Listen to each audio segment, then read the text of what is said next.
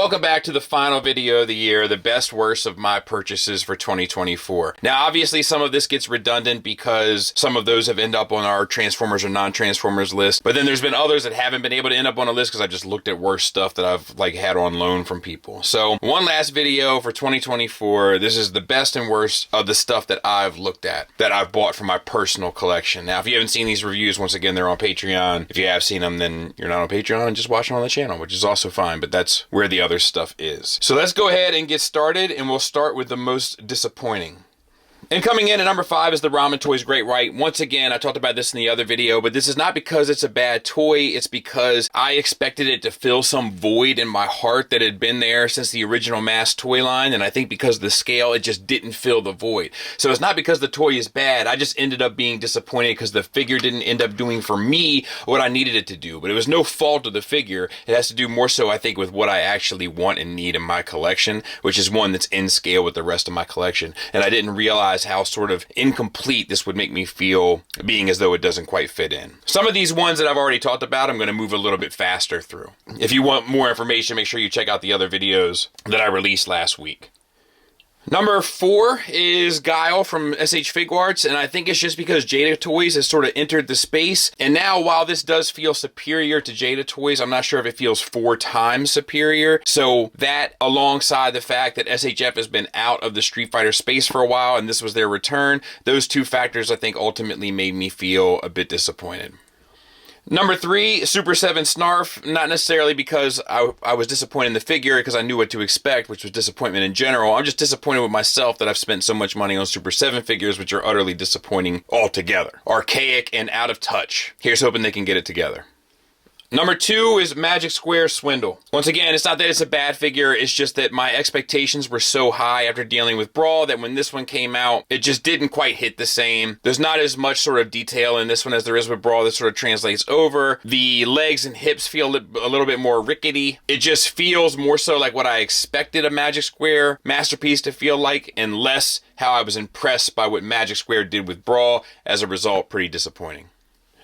Numero uno, X-Transbots Runabout. I've just wanted Runamuck and Runabout forever. I thought they looked great when X-Transbots showed them. The feet transformation were an issue, but even aside from that, the color is a bit off on the black. And then that big square hole in the chest for no good reason is just so disappointing. Really, really kind of heartbreaking because so much about it is right, where if they would have just made the extra little step here and there, it would have been a no-brainer and would have fixed the entire scenario, and that's what makes it pretty disappointing.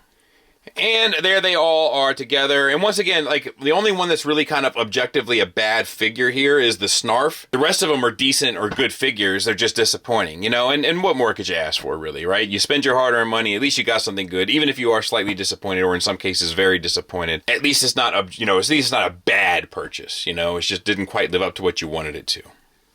Moving on to the surprisingly good figures of the year. Now, this doesn't mean that these figures are great. It just means that my expectations were lower than the figures ended up meeting. So it just means that I went in feeling one way about them, and after I was finished manipulating them, I felt better about them. And let's start with number 5, which is G.I. Joe Classified Nemesis Enforcer. Now, when I first saw pictures of this, I was like, man, I don't know if this feels like the character enough to me. But after I got it in hand and started messing with it, the figure started to come to life, and the life started to come out of the figure, and so to speak, by the way. And little things that bothered me in pictures before started to feel less because of so much care and stuff that went into the design of the figure with all the kind of animal parts and such. It just ended up feeling like a fully realized piece. And I put him on this flight stand and have him up pretty high in my collection, and he kind of really came to life, you know, so exceeded my expectations.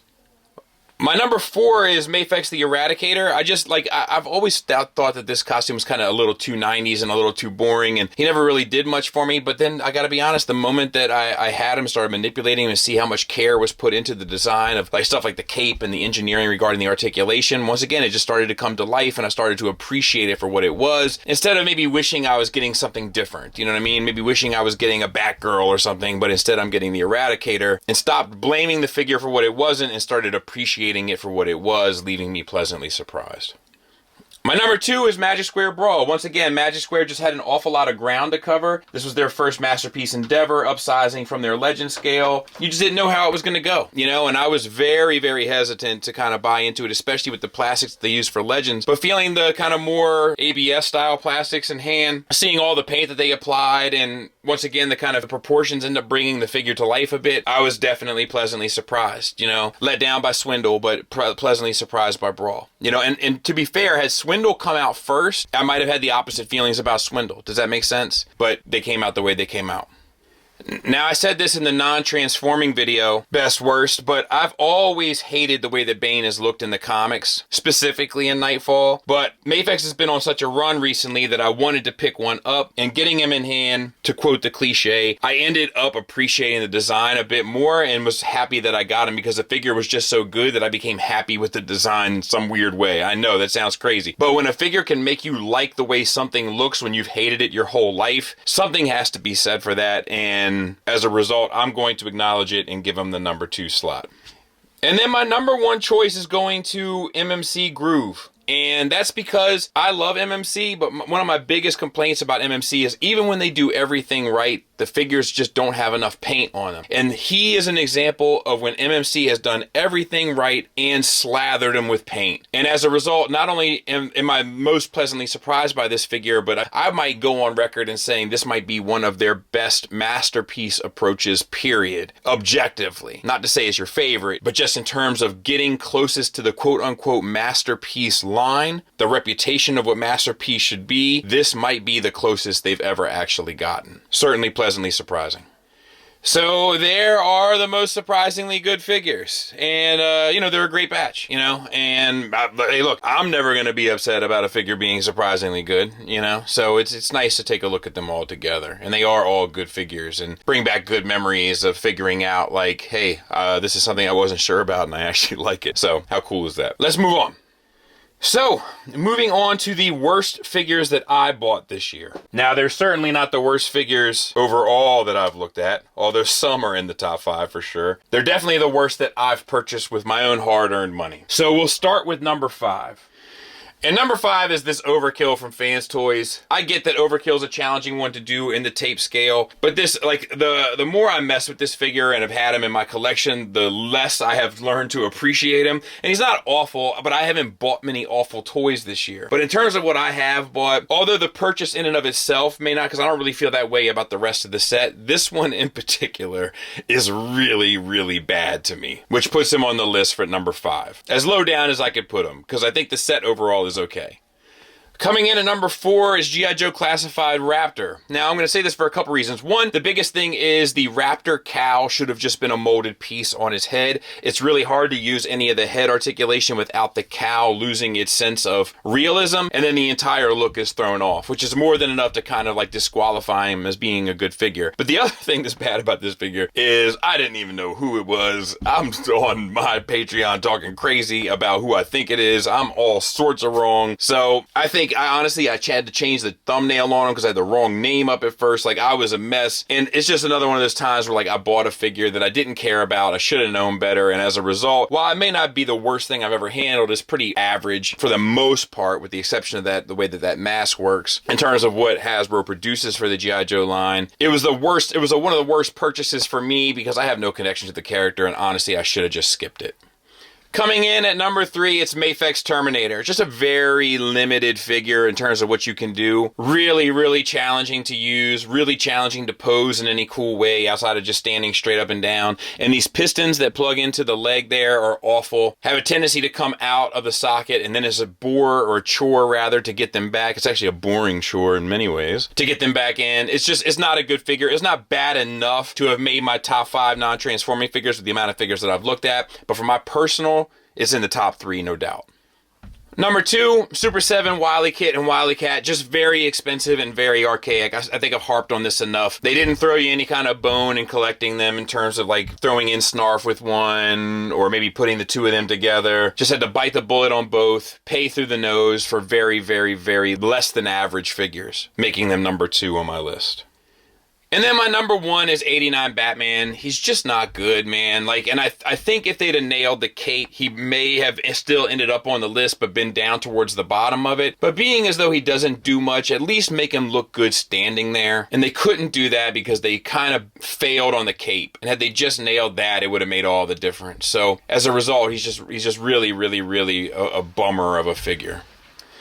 And there they is, my top 5, or should I say bottom 5 worst figures of the year. You know, no real regrets other than the Overkill, because he's kind of just a placeholder, and the Raptor, because I just shouldn't have bought him in the first place. But the Terminator has a place and looks fine in it. Wily Kit and Wily Cat have a place and they look fine in it. Batman has a place and he looks fine in it. It's just that all of them, when the kind of rubber meets the road, they aren't really worth a whole lot. But I'll be honest, it was a challenging choice to pick 5. I ended up kind of like throwing Overkill in as a last resort because I couldn't find a 5th that really deserve to be there, which is a good thing.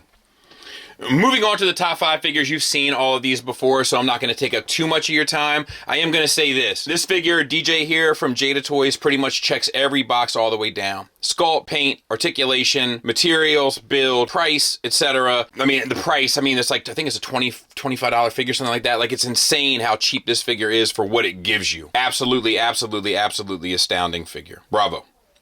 Number 4, G.I. Joe Road Pig. Now, he does have the advantage of being a deluxe, but he takes full advantage of it. Tons of paint, tons of accessories. All the accessories carry through with like the pig motif, which I love when they do that. Reimagined, but in the best of ways. Sharp paint apps, quality articulation, quality build for a under $50 figure. Hard to ask for much more. Coming in at number 4.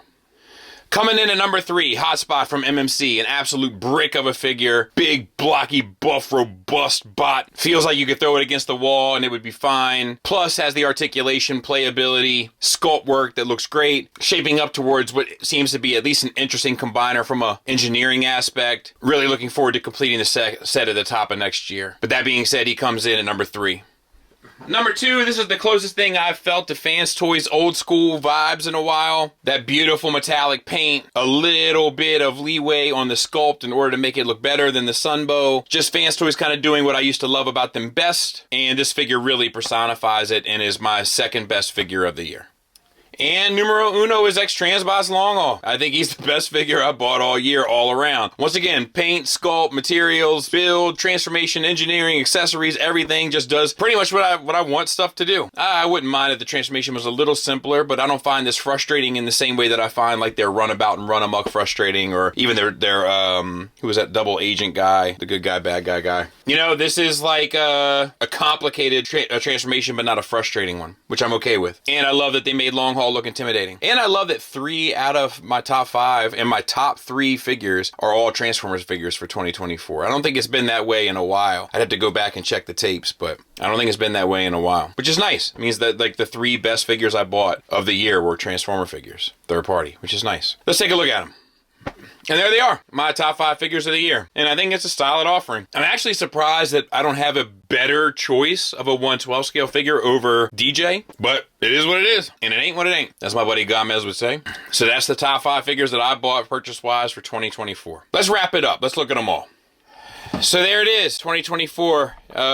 Quite the year. It's also a year where I cut back a lot of spending, not because I didn't want to buy stuff, but because a lot of stuff didn't come out that I either needed or wanted. So some of these lists get a little bit more difficult to do with when in regard to worst figures. Like I actually had to scroll through my reviews for the year like 3 or 4 times in order to pick 5 worst figures, just because like I'm not buying that many figures, so as a result, not many are that bad. I want to thank everybody that supports what I do, that comes through, watches a video, drops a comment, subscribes to the channel, likes it, whatever. Even more so if you come over to Patreon, where the real party is. You know, I'm grateful for the audience that I have, and I appreciate you, and I hope that you have nothing but good news and good tidings moving into 2025 and longer life. So I wish you all the best. Happy New Year, and yeah, I'll see you next year, probably next week, knowing me, maybe even later this week. Who knows what's in store? Oh, you'll see me on New Year's for Sorry, so at the very least, you'll see me there. All right, hope that helps. One last time for 2024. Thanks for listening. Thanks for watching. Until next time, take care.